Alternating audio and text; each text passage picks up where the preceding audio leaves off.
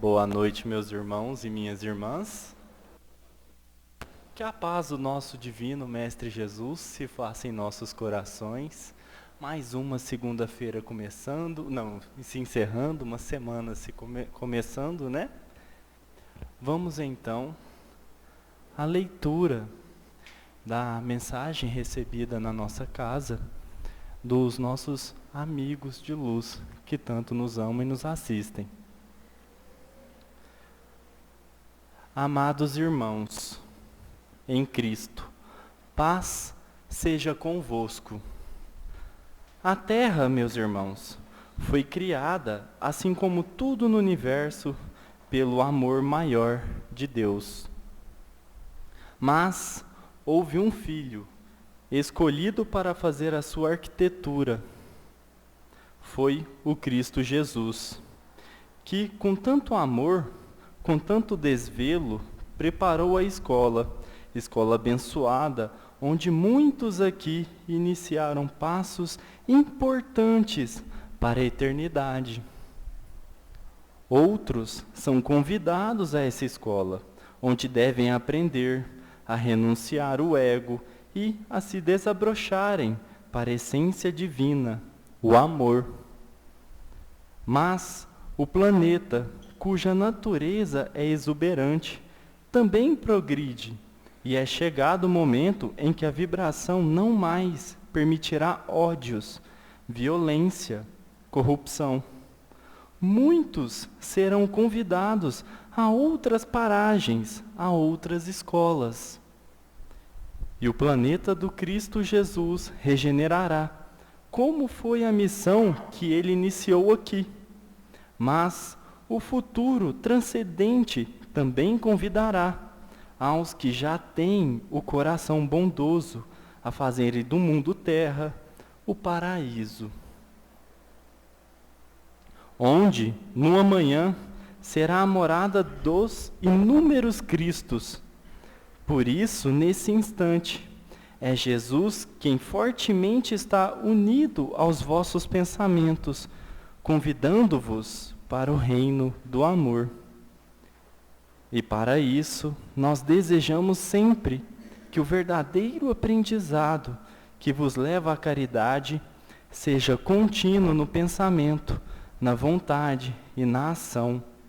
Amados, preparem-se para um futuro de piedade, misericórdia, doando-se sempre ao servir com renúncia e alegria. Que vós aproveitem a passagem por esta existência, por este mundo, que reencontrem sempre a mensagem do amor e que amem em profusão.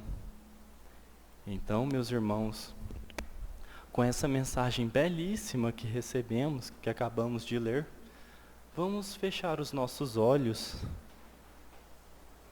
elevar o nosso pensamento ao nosso irmão maior, pedindo humildemente que a paz se faça em nossos corações, agradecendo a oportunidade de estarmos aqui hoje, reunidos, no nome do nosso irmão Jesus, reunidos em paz, harmonia, agradecendo cada instante, cada oportunidade, pedindo que os benfeitores espirituais iluminem e guiem as nossas palavras hoje, que abençoe o nosso irmão, que terá a palavra, e que possamos, meus irmãos, iniciar esta reunião nos sentindo bem. Que a paz do nosso Mestre Jesus se faça em nossos corações e que a oração que Ele nos ensinou, iniciamos. Pai nosso, que estais nos céus, santificado seja o vosso nome. Venha a nós o vosso reino. Seja feita a vossa vontade, assim na terra como nos céus. O pão nosso de cada dia dai-nos hoje. Perdoai as nossas ofensas, assim como nós perdoamos a quem nos tem ofendido. Não nos deixeis cair em tentação, mas livrai-nos de todos os males. Que assim seja.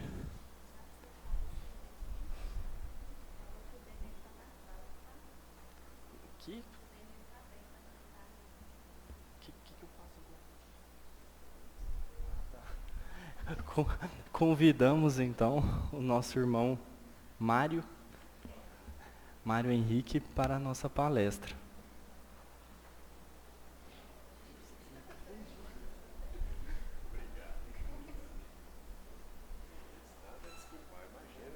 Só agradecer. Boa noite. Todos estão bem? Escutam-me bem aí no fundo, queridos amigos, queridas amigas. Sejam todos bem-vindos a esta casa de oração em nome de Jesus, a quem nós agradecemos a leitura da mensagem, a oração, belíssimas oração e mensagem. E que preparam um pouco o tema da noite de hoje, porque a mensagem, inclusive, trata de temas que estão aqui no assunto dessa noite. O assunto dessa noite, o tema que a gente traz para reflexão, é o título de uma mensagem de Emmanuel no livro Palavras de Vida Eterna. É o capítulo 28.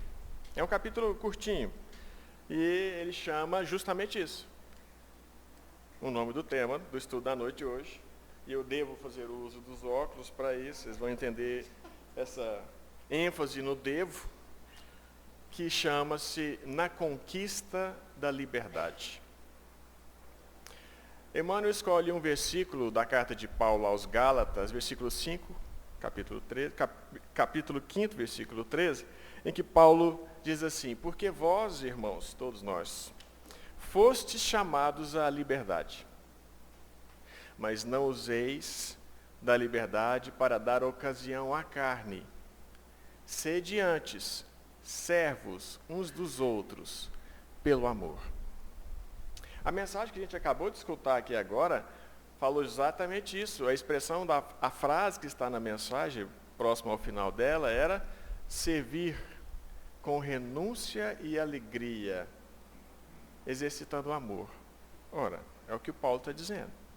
Mas Emmanuel, como é Emmanuel, né, ele tira leite de pedra. Então, em um versículo, ele fala coisas que a gente não imaginava que tinha. Eu falei, não é possível que ele enxergou isso aqui, que eu ainda não enxerguei.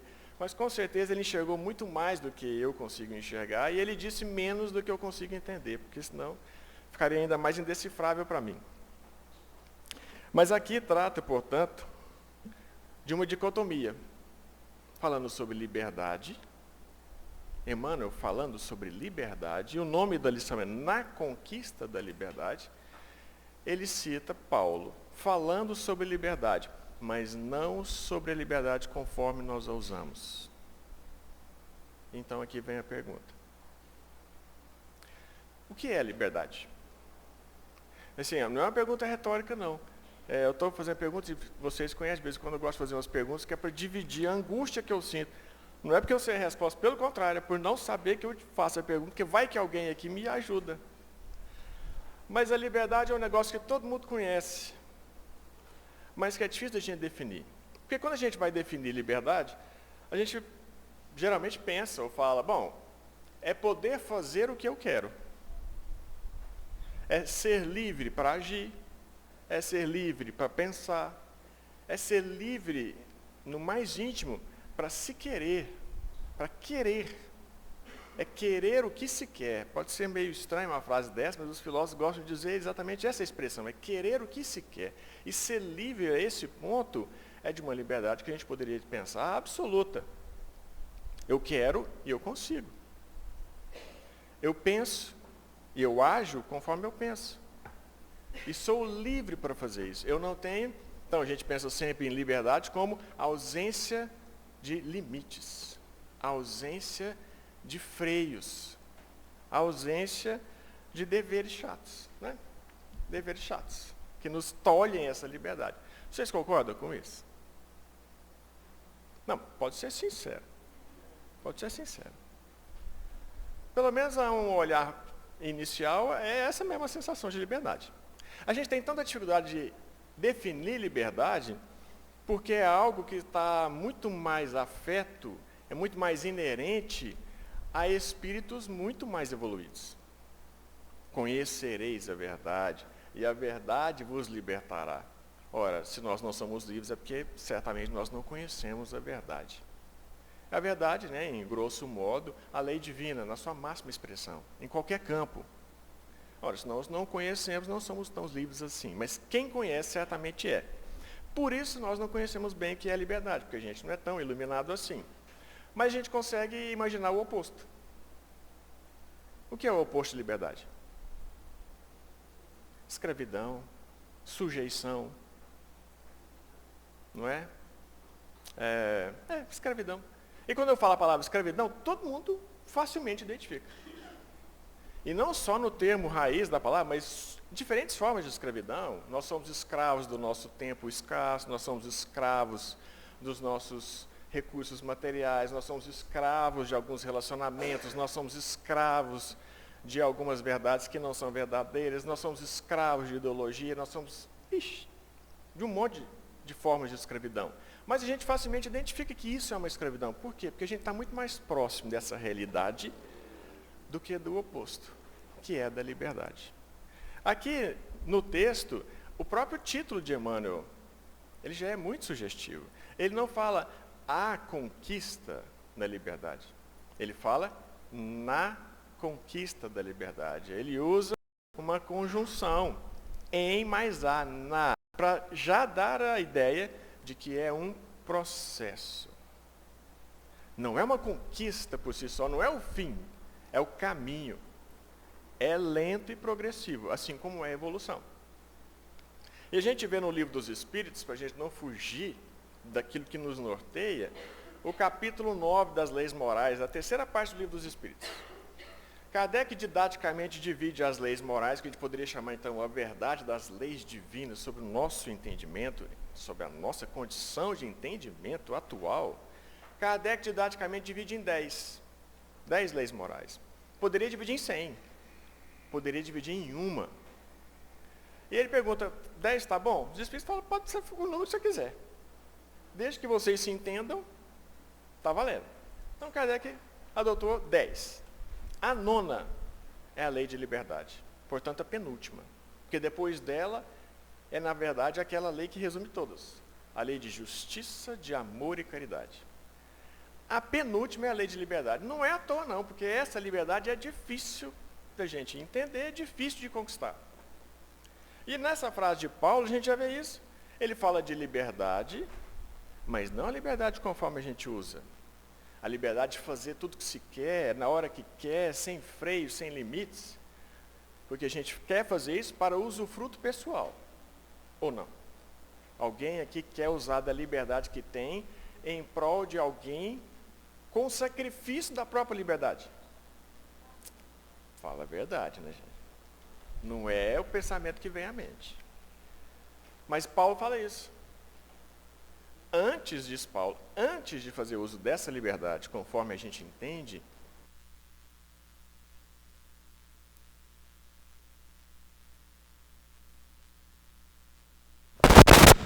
misericórdia. Tá tudo certo? Agora vai. Ó, eu devo fazer uso do microfone sem fio, mas paciência, estão todos ouvindo, né? Pois bem, o que diz Paulo? Paulo diz, sede vós servos uns dos outros.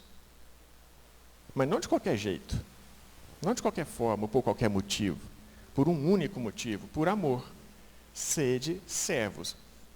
Mas eu vou ser livre sendo servo?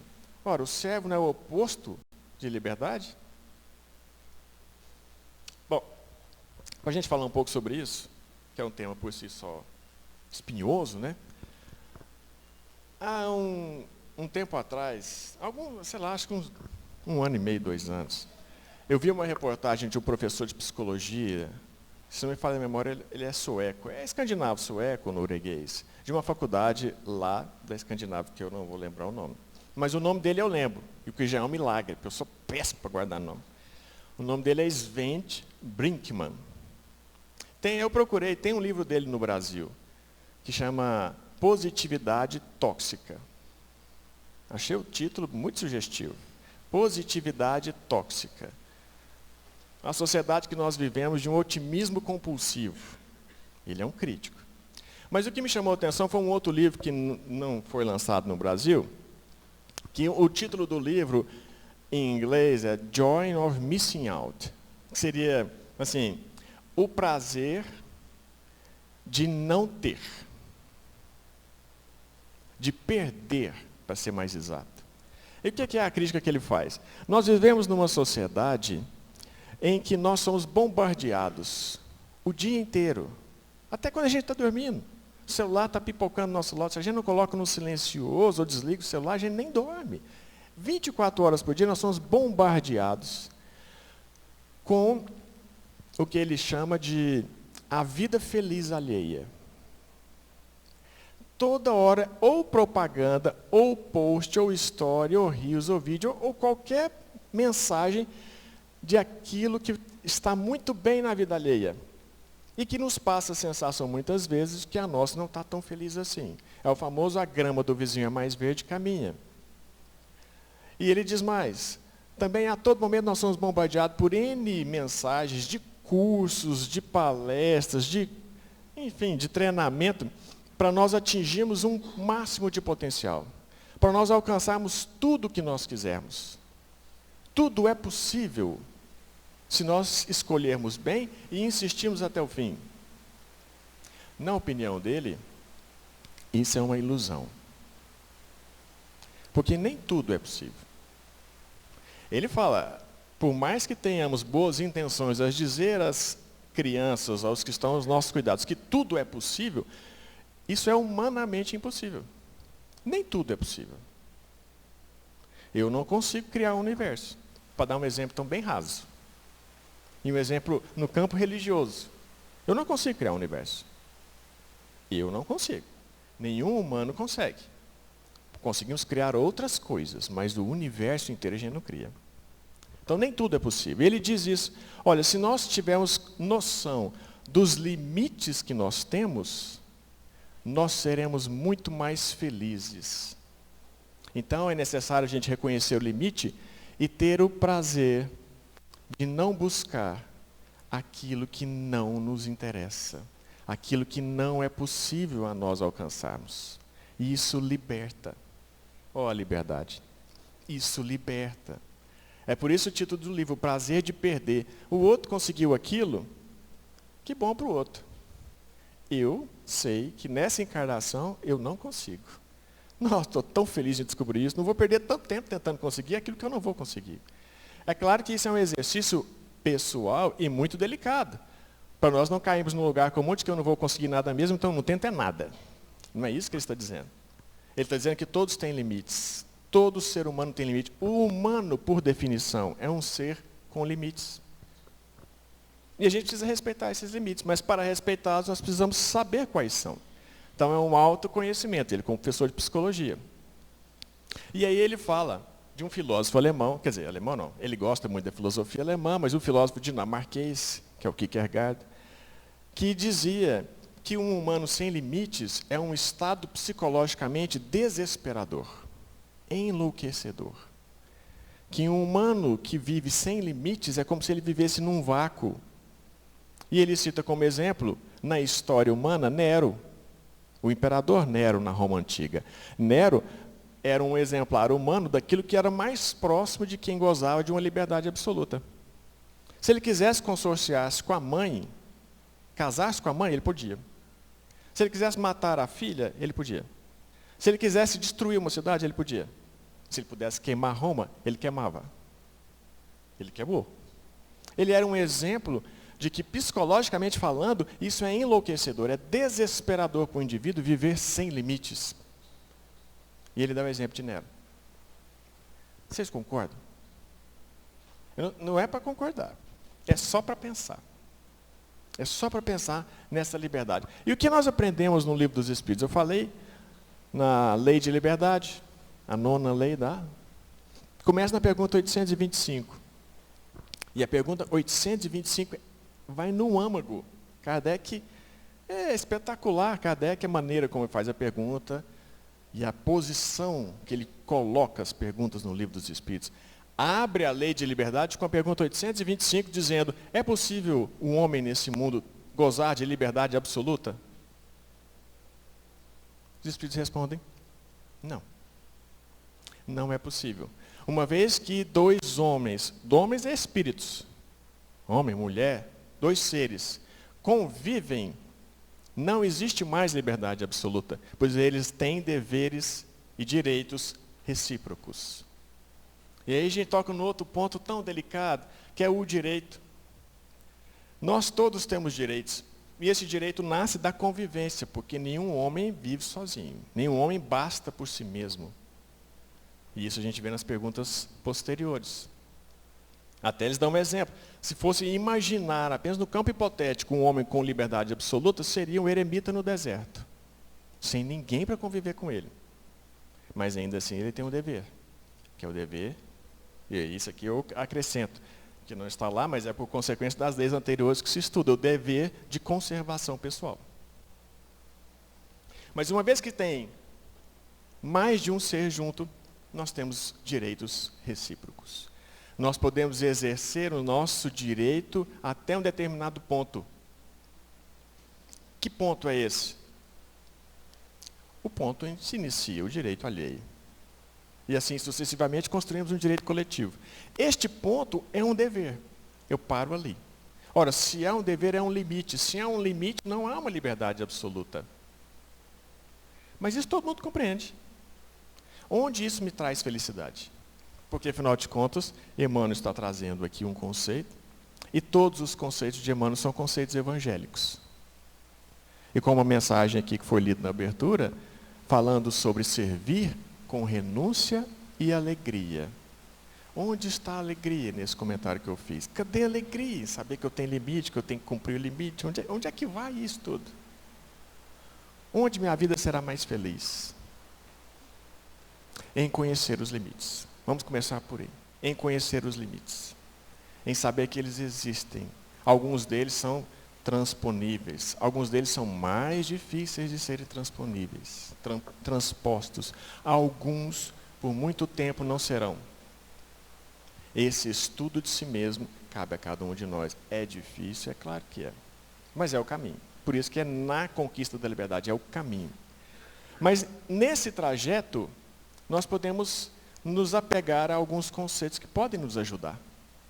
E aí, pegando essa entrevista do professor, do Sven Brinkmann, que cita Nero, lembrei de uma lição do livro Luz Acima, de Humberto de Campos, de mensagens de Humberto de Campos, e uma das mensagens chama-se Recordando o Filósofo. Deus, na sua misericórdia infinita, é tão maravilhoso que Ele sempre envia, em todas as épocas, em todas as latitudes e culturas, os seus mensageiros. Nós temos como o máximo modelo e guia Jesus, mas antes e depois deles vieram muitos para explicar aquele evangelho vivo que é Jesus. Um desses era contemporâneo de Nero. Já que Nero era um indivíduo com liberdade absoluta e insanamente livre, muito próximo a ele existia um filósofo estoico, chamado Epiteto, ou Epicteto. Ele era escravo. Ele é nascido livre na Grécia como um filósofo, virou escravo de secretário de Nero. Estava muito próximo de Nero. Ele era secretário de Epafrodito, que era o secretário. Ele era servo de Epafrodito, secretário, tão cruel quanto Nero. E esse filósofo, então, Humberto de Campos, traz um encontro que esse filósofo teve em vida com outro escravo, que eu esqueci o nome dele, que tinha acabado de ser liberto pelo seu patrão, pelo seu senhor. E ele então vai encontrar com Epicteto. E muito feliz diz a Epicteto: Epicteto, meu amigo, hoje eu sou um homem livre. É só a aura minha aqui que está atrapalhando o microfone. Hoje, é efeito físico, mediunidade é efeito físico. Hoje eu sou um homem livre. E eu venho aqui me despedir de você, porque eu estou muito alegre. Eu vou a Roma e vou mudar de cidade, vou conhecer novos ares. E Epicteto, um estoico, por natureza, impassível. olhando para ele como um amigo, mas sem levantar nenhuma sobrancelha. E o amigo dizendo, não, mas você não entendeu, eu estou tão feliz, eu vou lá conhecer a cidade dos... A cidade.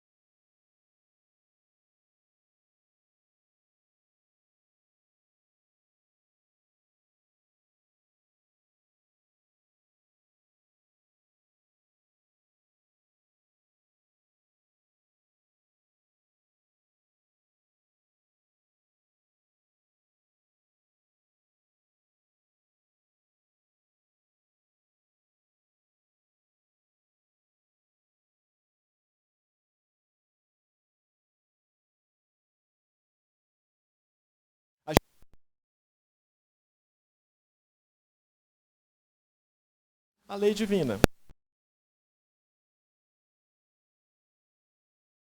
Essa moral.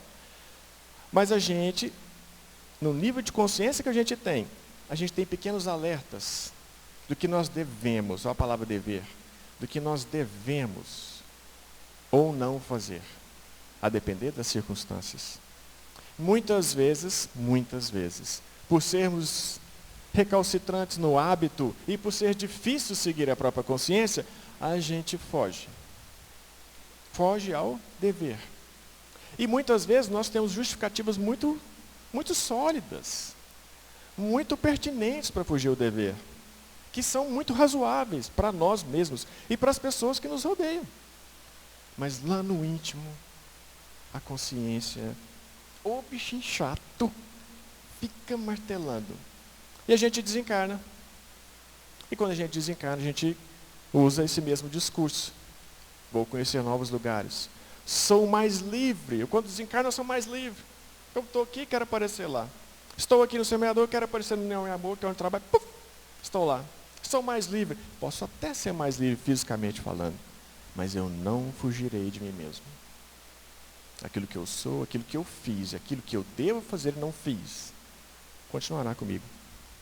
E para dar um exemplo concreto e bem próximo de nós, sobre dever, e aquele dever de consciência, isso falando de filosofia, pegando esse fio de raciocínio, em 2021 teve uma reportagem na revista Piauí, uma reportagem muito interessante, em junho de 2021, portanto, no auge aí também da epidemia do Covid.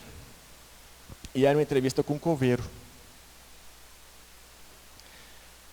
Quem de vocês aqui se lembra de um enterro que foi, de um sepultamento? Se lembra da feição de um coveiro? Vocês se lembram? Eu também não. E não tem tanto tempo assim que eu fui na última. mas é uma pessoa que a gente não se lembra. Por quê? Porque nós estamos imersos num momento, invariavelmente, de muita dor, de muita introspecção, de muito universo pessoal. E hoje a gente não consegue olhar para fora. E essa entrevista era com o Coveiro. Era o Coveiro filósofo, por isso que eu estou trazendo essa entrevista. Ele chama, eu não sei se ele desencarnou, em junho de 21 ele estava bem vivo, Osmair Cândido, o apelido dele era Fininho. Ele tinha 60 anos de idade, tinha um porte bem fininho, magrinho. De 60 anos de idade, 40 eram como Coveiro. E fizeram entrevista com ele por conta da pandemia e o número de enterros que às vezes eles tinham que fazer. Naquela época, em São Paulo, ele trabalhava no cemitério da Penha, na zona leste de São Paulo. E ele dizendo que não, naqueles momentos ele chegava a sepultar 12 corpos por dia. E naquela época ele morria de medo, porque eles não tinham EPIs, não tinham vacina, não tinham conhecimento sobre o que estava acontecendo, e eles precisavam pegar no caixão das pessoas que tinham morrido com Covid. E eles precisavam enterrar, então ele tinha pânico.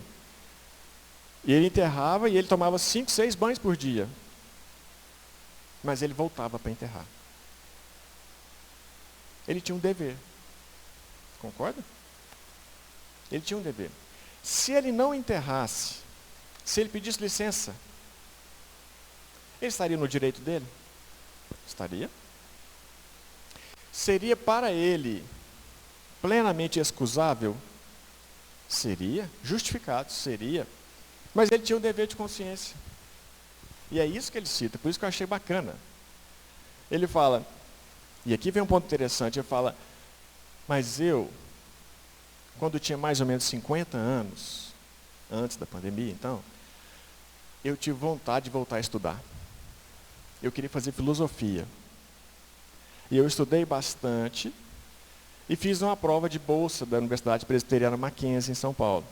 Eu consegui 75% da bolsa. Mas ainda assim era difícil para eu estudar. Os 25%, mais o transporte, mais o material, eu não conseguia. E quem me ajudou foi um outro coveiro, que era analfabeto. O outro coveiro analfabeto tinha dever de ajudar? Não tinha.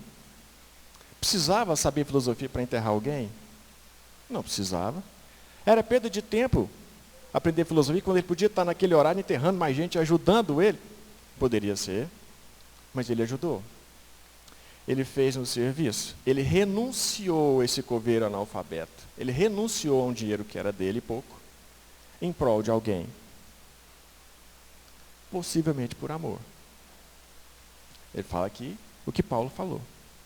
Ele fez o que Paulo falou. Mas o coveiro, o senhor Osmair Cândido, o Fininho, ele conclui a faculdade. Ele se forma. E ele faz um TCC, trabalho de conclusão no final de curso, sobre Kierkegaard. Daí foi pegando esse fio da meada que eu fui costurando.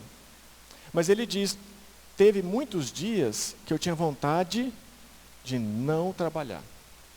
Porque para mim, momentos muito difíceis, porque eu sou de uma profissão que não tem como trazer alegria. Não tem como gerar felicidade em alguém pelo meu serviço. Ninguém nunca vai lembrar do meu trabalho. E se lembrar, vai lembrar com muita amargura e tristeza. Já pensaram? Eu nunca tinha pensado sobre esse ponto de vista. Como deve ser difícil ser um coveiro, especialmente se você for um coveiro sensível. Como deve ser difícil. E ele era.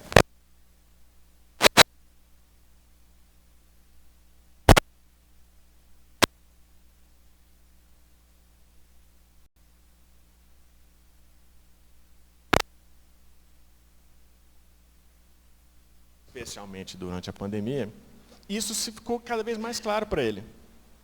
E num dia, quando ele foi, num dos N enterros que ele trabalhou, ele falou, não, hoje eu não volto mais. Está impossível para eu trabalhar.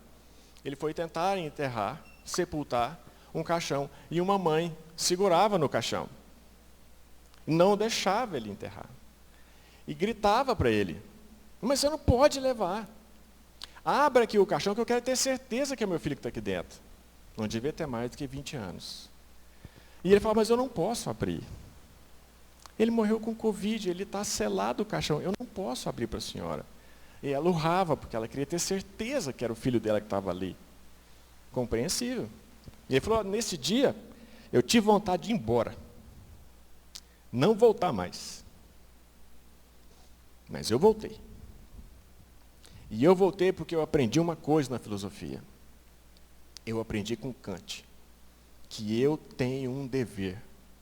Eu sou sepultador. O meu dever é sepultar. E eu sou livre enquanto eu seguir o meu dever. Olha que homem. Olha que homem.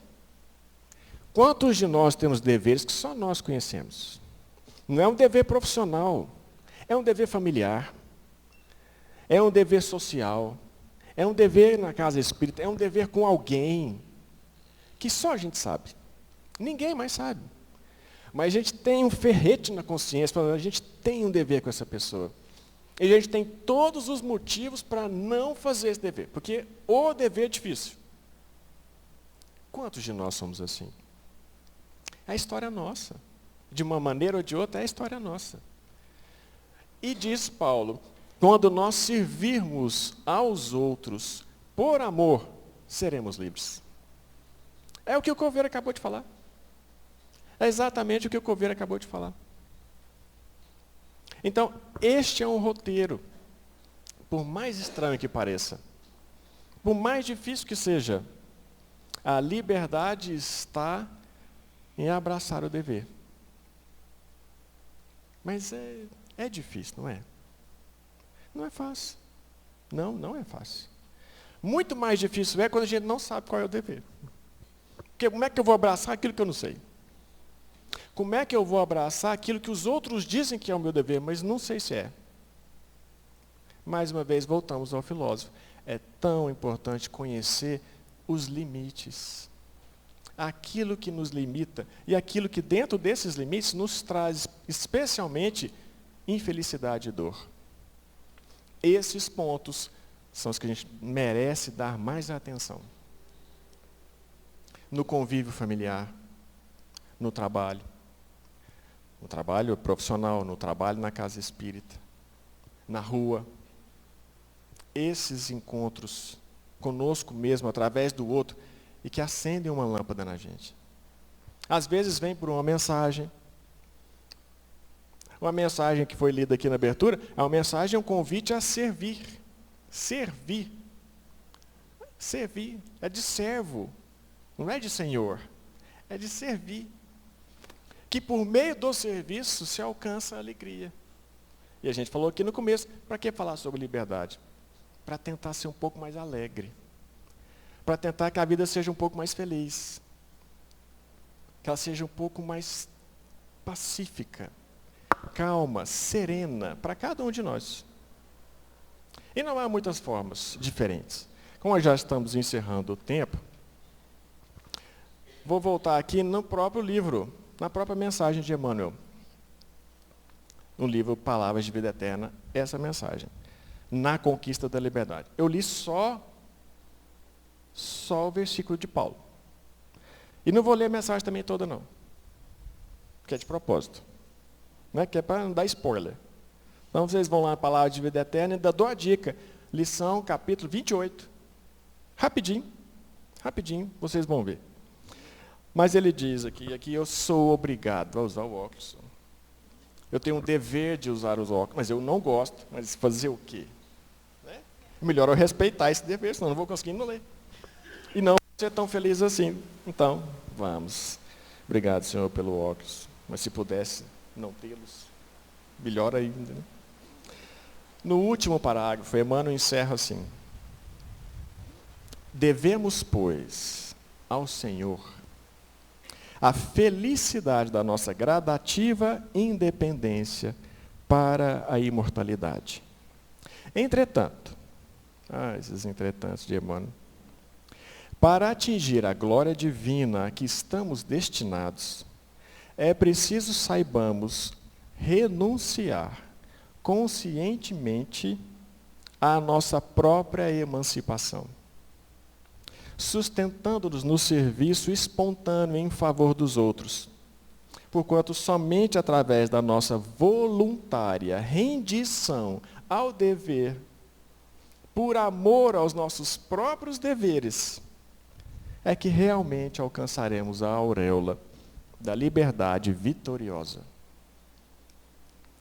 Esse parágrafo de Emmanuel resume séculos de filosofia. E resume de uma maneira que o Evangelho nos traz, que Jesus exemplifica.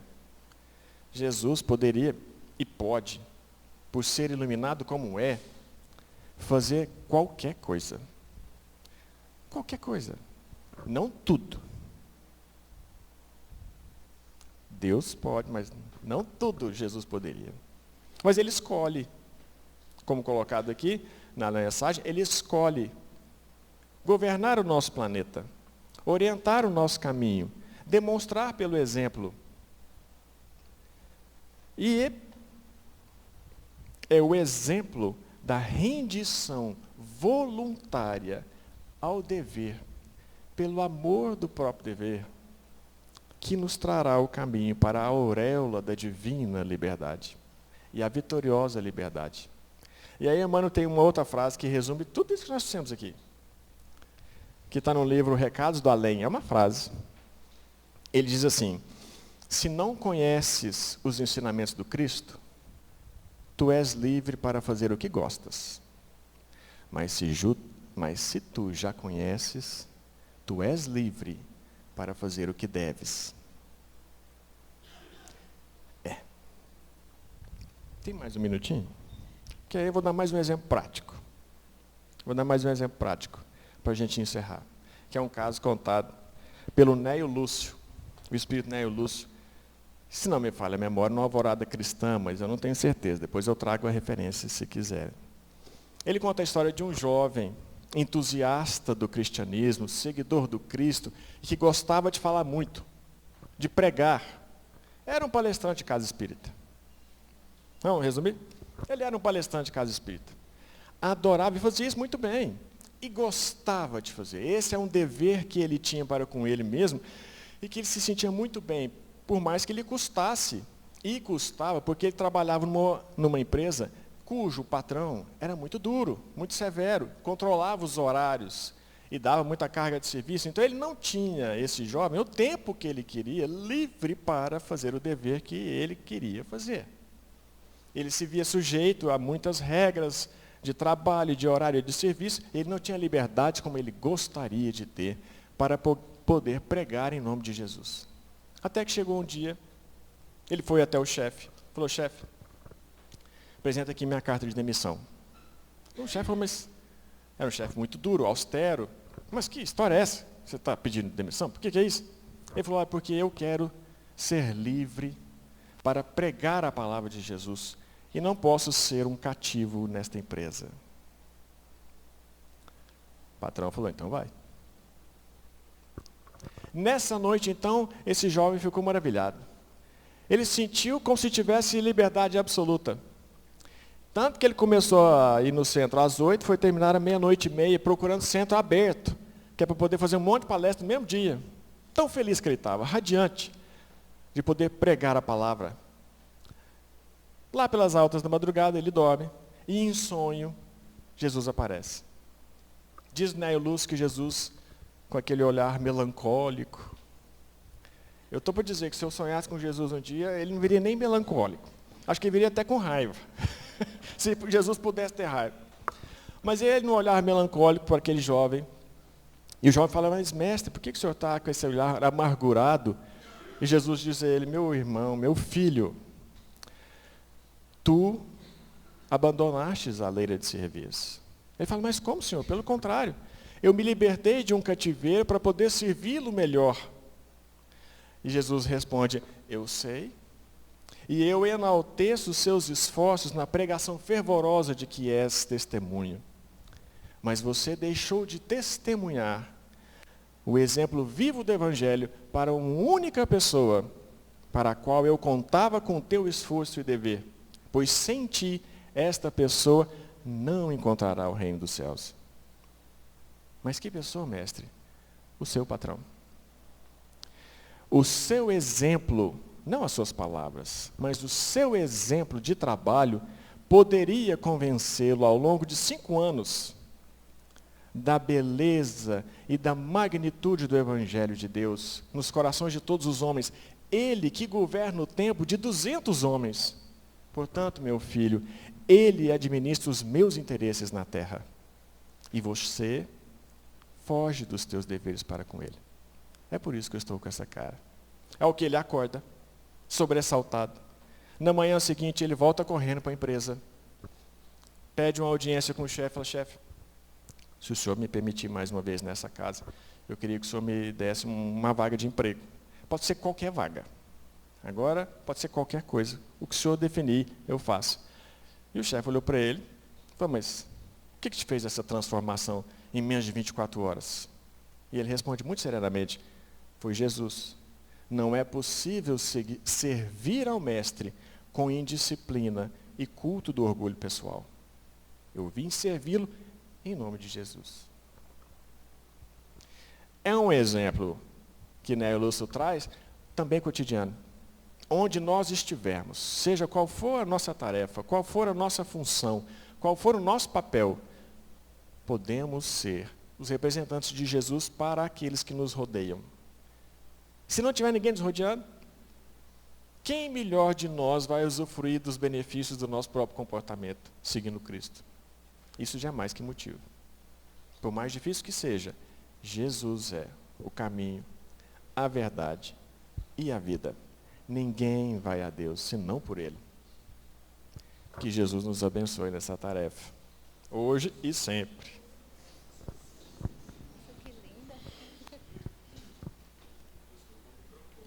Não, ele é estranho mesmo.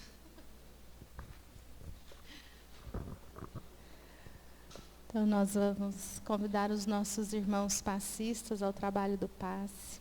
Agradecer ao Mário Henrique por essas palavras que tocam a alma, o coração. Já convidar, né, novamente. Já é dever, né? E lembrar, o Denner hoje não está aqui novamente, que agora, gente, tadinho, ele foi para a praia, está na praia, né, com a dó dele, né? Mas ele está cumprindo o dever dele toda segunda, né? Então agora ele está de férias.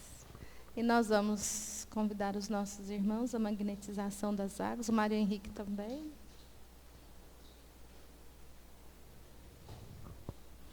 Ah, o Juliano está me olhando lá. É o guarda, né? O guarda, o Adevilson, eu gosto de falar, o Adevilson, ele trabalha conosco já há alguns anos. Apesar de não ter vínculo com a casa, ele fica ali de fora, vigiando os carros, andando. Então, assim, tem gente que fala, é R$20. Na verdade, o que a gente puder auxiliar, por quê? Porque o centro, depois da pandemia, a gente não tem mais reservas. E a gente não paga nenhum salário, a gente paga R$800 para ele, e ele vem todos os dias. Então, é uma coisa à parte, mas é importante, né, a gente manter. E vamos, nesse instante, pensar em Jesus, nessa imagem tão doce, que nos envolve a todos, com muita paz, com muito amor.